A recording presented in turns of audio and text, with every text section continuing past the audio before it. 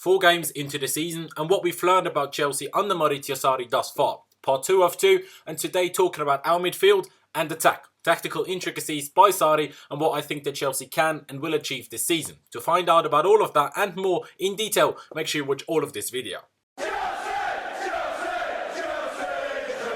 Hello there guys and welcome back to 100% Chelsea for the second of my 2 videos speaking about how, things have gone under Maurizio Sarri at Chelsea in the first 4 games of the season. And of course, before getting into this video, if you haven't already seen part 1 that was uploaded yesterday, click the card up there and please make sure to watch it right now and then come back to watch this video, because if you don't watch part 1, and only watch part 2, there's not really much point to it. You're not going to get the full gist of what I'm trying to bring across. But of course, also don't forget to subscribe to 100% Chelsea and click the notification bell button and choose to be notified about all uploads so you don't miss any of our videos in the future. Of course, some of these kind of one-off videos or part videos that we do make, the midweek shows that we have, and of course the reviews and previews and fan cams that do go out on match days basically. So if you don't want to miss out on that, do subscribe. And also let's see again whether we can hit 700 or more likes on this video. That'd be absolutely amazing. So make sure you smash that like button. Now, as I ended yesterday's part 1 by basically finishing off speaking about the defenders and having already mentioned the goalkeeper and some overall stats kind of thing compared to other teams in the league, let's start this video off obviously with the midfield, but only starting by speaking about our 3 centre midfielders. And both the new boy Jorginho and of course N'Golo Kanté have been the constant so far in every single game of the 4 games that we have played so far, with the 3rd midfield spot being filled by Barkley at the start and then Kovacic in the last 2 games, but also by Ruben Loftus-Cheek coming off the bench, here and there as well. But let's start by speaking about Jorginho, our new maestro, our regista, the player that basically now dictates everything and everyone in our team. And in all honesty, he's been so impressive, like so impressive. The way he moves around the pitch, the way he moves the ball, the way he makes space and time for his teammates with this movement, and also how he basically took him no time at all to settle in England, because, the Community Shield was still a bit tricky for him, but since then it's only been going up and it's only been going better, and he seems to be improving and finding his feet more and more in the Premier League and in English football, and it's just really impressive to me, especially against Newcastle. Like, he attempted 173 passes in that game, completing 158 of them, which is a pass accuracy of 91.3%. And don't forget, Jorginho doesn't just play easy passes like some centre-backs do sometimes, who then end up having a pass completion rate of 100% or just below that. But, to have that as a central midfielder, as a regista, yes, registas are known to have such a good pass completion rate and have so many passes, and especially Jorginho, like in the Serie A, holds like 7 of the 10 most completed passes in individual games, like 7 of the 10 games in the top 10 are, records are held by him kind of thing. And, in that game where Jorginho, completed 158 passes, Newcastle's whole team only completed 131 passes.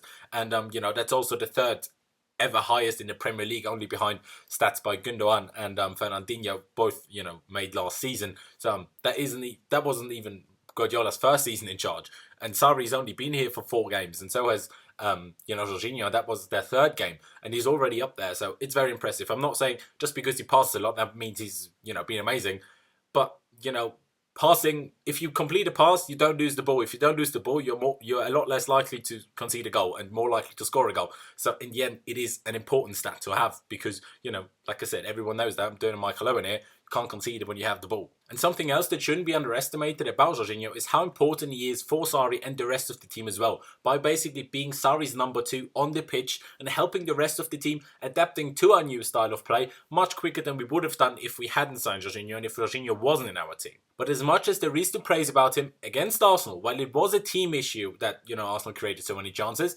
because we defend as a team, not as individuals, and everyone needs to learn that. You defend as a team, not as individuals. Jorginho was still the one that didn't pick up runners to the edge or into our box. And that led to Arsenal finding so much joy by going out wide and then cutting the ball back towards the centre, so many times. Because they had an unmarked player there every single time, which I believe even under Maurizio Sarri, in his register and deep line playmaker role, is still Jorginho's, job to stop those kind of things in the middle. Well, just be in front of our box or at the start of our box, if you will. Simply because that's the position on the pitch he plays. That you can't expect Kanté to do that because he plays slightly to the right. So how can he cover the middle? because then who covers the right? Because they don't switch positions, which, you know, some people have suggested, but that's not what's happening.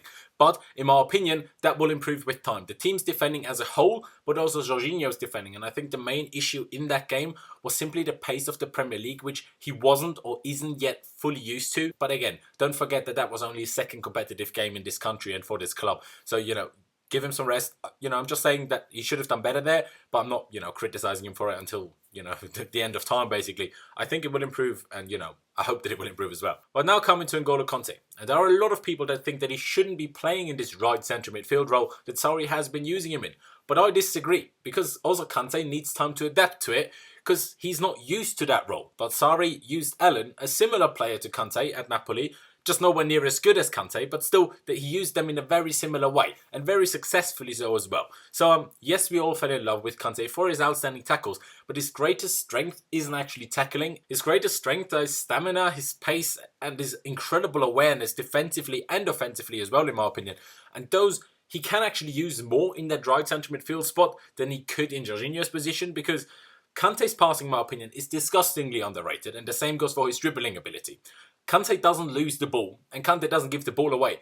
But because he's so quick, he can make up ground when running back while we are being hit on the counter, which Jorginho, for example, couldn't. So that's why he can play further up the pitch and still help out at the back, which Jorginho couldn't. And then we basically have less men, you know, at the back defending when we are being hit on the counter, or when we are, you know, having to defend. So that's the advantage of having Kanté there. Of course, like I said, he still needs time to play there. It is different to where he used to play. It takes time. Again, we're just 4 games in. Give the whole thing time. And also N'Golo Kanté will surprise a lot of people playing in this different position. Now coming to Mateo Kovacic and Ross Barkley. And I'm mentioning them in one because even though they're playing just in the same position, as they are 2 very different players, their instructions by Sarri are different. Kovacic, in his 2 starts so far, has played slightly deeper than Barkley did at the start. A bit deeper, but also moving out to the left a bit more, while Barkley moved forward, you know, when he did move forward, more centrally. And Kovacic also gives more cover to Marcos Alonso at left back, which helps the Spaniard defensively and also gives him slightly more freedom when bombing forward.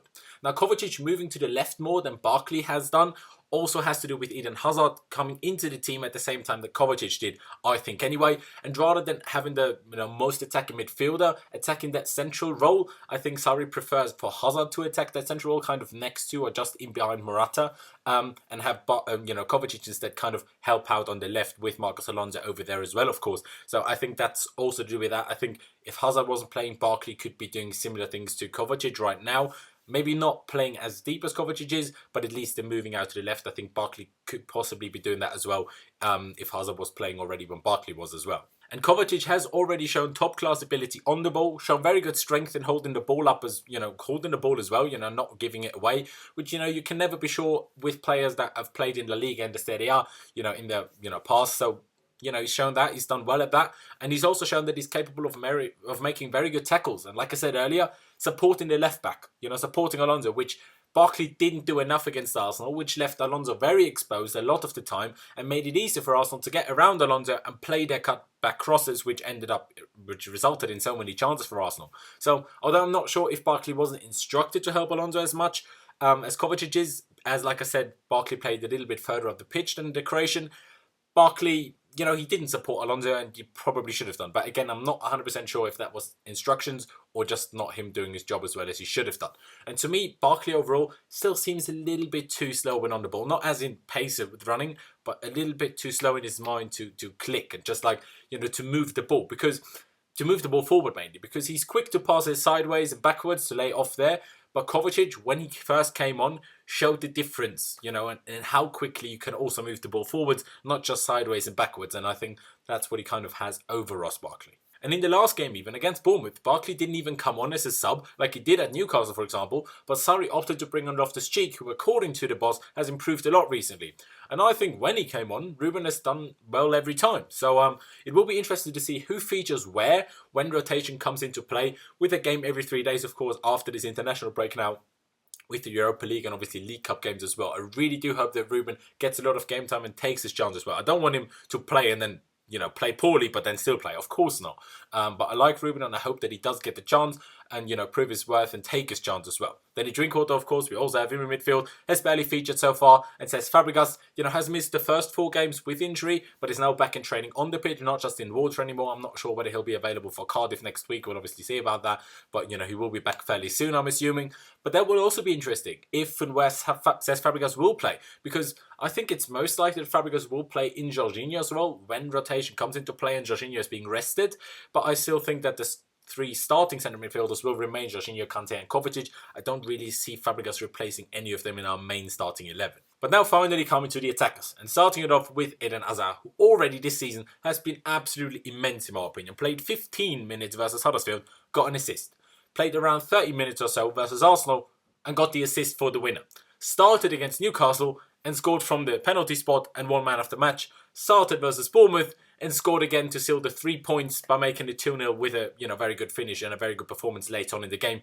Especially in the second half, he did extremely well in that game. So, you know, some start to the season under Sarri for Hazard. And most importantly to me, he just looks like he's very much enjoying his football under Sarri. Seeing so much of the ball and having the freedom to move around and just be really influential to the game. Not just when we actually do have the ball, but because we always have the ball at the moment. You know, Hazard can influence the game more than he could under Conte, for example. Other than that, there's not that much to say about Hazard, except that, my God, am I glad that he stayed. And, you know, I'm really looking forward to what Hazard under Sarri can do and can achieve and can be like, especially when the full thing starts clicking. Now coming to Pedro and Willian. And firstly, I gotta say, Pedro, fair bloody play, mate. All summer long, I was like, if we're gonna sell one of Willian and Pedro, sell Pedro. Because he hasn't been performing consistently in a long time, for a long time, and he's already 31 as well. But instead, Pedro has been our best goal scorer under Sarri, scoring 3 goals in the league, and also in pre-season he was our top scorer as well. His directness and also his eye for a goal has certainly come up trumps so far. On the other side though, Willian, who started the first 2 games in the left wing before Hazard was fit to start, and then started at right wing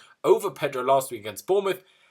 To be honest, Willian hasn't been poor either, but he hasn't been anywhere near as good and as influential as Pedro has. And recently I've been seeing some interesting comments on like Twitter or something, when people have said that Willian is better in open games while Pedro is better when the opposition sits very deep. But I don't really agree with that, because Willian was our most quiet player of the whole team against Arsenal, which was a very open game, as we all know. Well, Pedro scored a goal and played well, so clearly, I mean, you could say maybe generally Willian does better than he did against Arsenal in open games, but in that game he didn't do better than Pedro at all. So you know, I think Willian is a great player to bring on in the second half when we already have a lead. And the opposition have to open up and we have space to attack, you know, for Willian to run into basically. Because he is a lot faster over long distance than Pedro. But at the moment, Pedro certainly should be the starter at right wing because he's just been performing incredibly well. But of course, Willian will start when rotation comes into play in the Europa League and also the League Cup. But what about the other winger, when both Hazard and Pedro are being rested? Moses made the bench in the first 2 games, but not in the last 2. While Callum Hudson-Odoi, certainly our star performer in pre-season, has been playing with the development squad and not featured in the first team at all, not even on the bench. But, like I've said plenty of times before, in my opinion, Victor Moses isn't good enough to be a winger at Chelsea level. And it's not like he's young either and, you know, he has time to develop. Moses will be turning 28 before the end of the year. Hudson-Odoi, on the other hand, is a mere 17 years old and arguably already better than Victor Moses. Less experienced, yes, of course, because he's barely played any minutes in the first team so far, but nonetheless, I think he could arguably be a better player already. I think some people might even almost try to chop my head off for saying arguably. But, you know, I think Callum Hudson-Odoi certainly deserves to be there over Moses when rotation does come into play. And I really do hope to see Callum Hudson-Odoi start some, if not all of the Europa League games, and also in the League Cup, if we do go through against Liverpool. Possibly should even start against Liverpool. You know, we'll see about that, you know, in the League Cup, of course. But, you know, after that, he certainly has to start in some games, or at least come on, but I would want him to start. And lastly, speaking about the striker. And since he's joined us, Alvaro Morata has probably been the biggest talking point at Chelsea, whether that's with fans, us on the channel, or the media and pundits. But let's not talk about last season, let's focus on this season. And I don't think that Morata has been great, but I don't think he's been poor at all either. I think that he's slowly but surely improving. He's got 1 goal so far, a very good goal against Arsenal, a very important goal as well, but no more than that for now. What's tricky with and for Morata so far is that he hasn't really been involved in play that much, which, you know, in most of our games, especially against Huddersfield, Newcastle and Bournemouth, who all defended very deep for the majority of the game, that made it very tricky for any lone striker, not just Morata. You know, someone like Aguero would struggle like against that as well. You know, that's just normal. Because while he has improved on it already, in my opinion, it is Morata's strength to hold the ball up with loads of bodies around him and laying it off with very little space. Olivier Giroud is much better at that. That's why Giroud looks much better against very deep sitting, oppositions. So, Morata's strength is to make runs in behind and making use of through and over the top balls, and either then going for goal or feeding his on-running teammates, when he basically gets to the ball.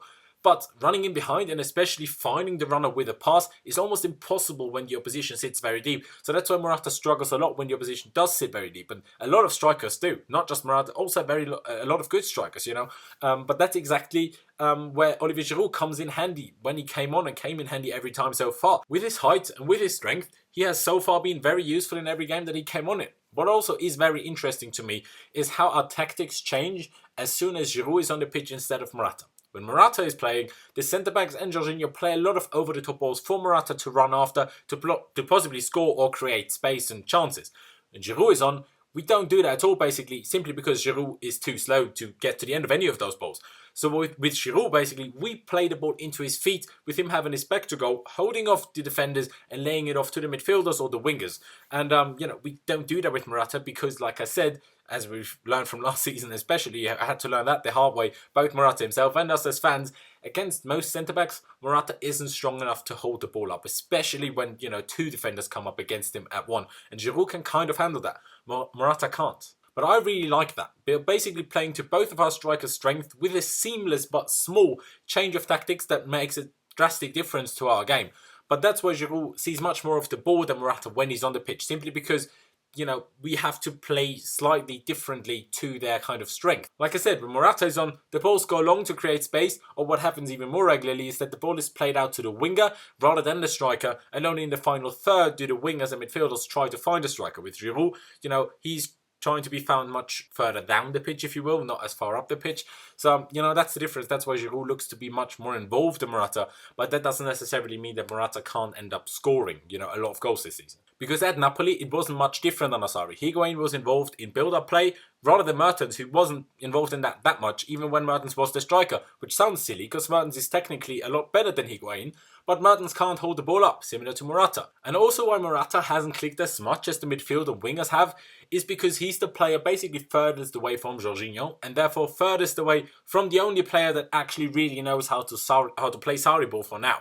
And Jorginho feeds the other midfielders, Kanté and Kovacic. He feeds the fullbacks and the wingers as well, but rarely Morata. Except with those over-the-top balls, but those haven't really come off and found their target all too regularly so far this season.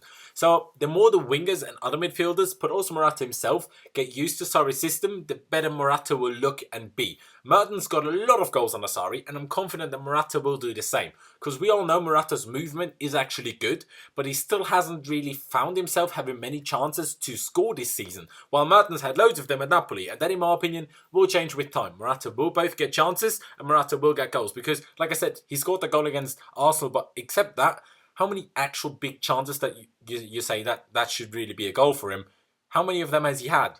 Barely any, basically. Barely any. But speaking overall about what we have learned, Sarri's system and ideas of playing with possession on the front foot, with a lot of passing, with a high press as well, etc. are clearly working, but nowhere near working to their fullest just yet. The pressing is only working to an extent as well. Pressing in the opposition's half is working quite well, but when the opposition get into our half, we sometimes fall back into kind of the counter way of doing things and kind of stop pressing, even though in our own half is when it's arguably even more important to stop them from creating any chances, because that's just how Sarri plays. The way we defend, the way we set up defensively, if you don't press, it doesn't work. And that's part of why defensively we're not like anywhere near impeccable yet. And also the defending by looking at the ball rather than the opponent, which Sarri keeps going on about, still isn't fully working at all, because most of the players in our team have never really tried to defend like that, because not that many managers actually try to defend like that. So naturally, it takes time, and it actually takes the defenders longer than it does the attackers to get used to Sarri's system, because changing to defending by looking at the opposition basically to defending by looking at the ball is a very drastic change. So it is a bigger change for them than it is for Hazard and Pedro and Willian and Kovacic, etc. to learn how to play quick passing and moving football. They're players that are actually suited for that. That's like even better for them than some of the other stuff that we've been doing over the last few years. But for the defenders, it's a big change. Overall, I still stand by what I've been saying for a while though. Come October and November, we'll be some team, and not even the media can ignore us anymore. But are we contenders for the title? I mean, of course we are.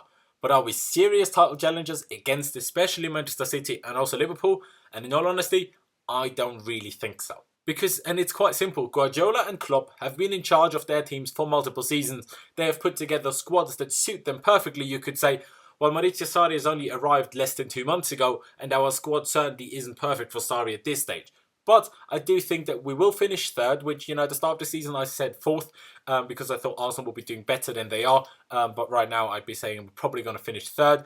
Maybe, just maybe, we'll get in the mix with the two just mentioned with Liverpool and Man City. I really hope that we will. But I think finishing third is a very realistic target, and in all honesty, I would be quite happy with that. I do think, though, that we do stand a very good chance of winning the Europa League if Sarri does use the squad right and does rotate, as well as he needs to, so we don't tire out by the end of the season with our high intensity and pressing game like it has happened to him at Napoli on, a few occasions. Although it, of course, always depends in the Europa League, it depends strongly on which teams drop down from the Champions League, so, that could change things drastically. And if we beat Liverpool in the League Cup, in the third round, that's coming up in 10 days, 2 weeks, whatever. I think the League Cup is also a trophy that I could see us winning because, that's still fairly early on in the season when it's getting tough there. But already when we should be playing very well and, yes, we're in the Europa League, but we might be playing some weaker sides in the Europa League, so it might not take that much energy and focus out of us rather than, the likes of Liverpool, City, Man United and Tottenham playing in the Champions League, which they have to field their best teams mostly. But yeah, I'm just really looking forward to the rest of the season. I really hope that my predictions about us as a team by October, November do come true. But yeah, that's really it from me. Leave me all of your thoughts on the video. And of course, if you have watched the first part as well, leave me your thoughts on that in that comment section. Also in this one, leave all your comments down below. If you think I've missed anything that I should have mentioned, leave it down in the comment section below. I might reply to some comments as well. If you ask some, serious questions that valid a decent answer. Also, like I said at the beginning, let's see whether we can hit 700 or more likes on this video. I would massively appreciate it. And of course, don't forget to check out my social media, which is last1507 on both Instagram and Twitter, as you can see over here. And also the links to both of them are down in the description. And of course, this is YouTube, so if you haven't already, do make sure you subscribe to 100% Chelsea. And also don't forget to click the notification bell button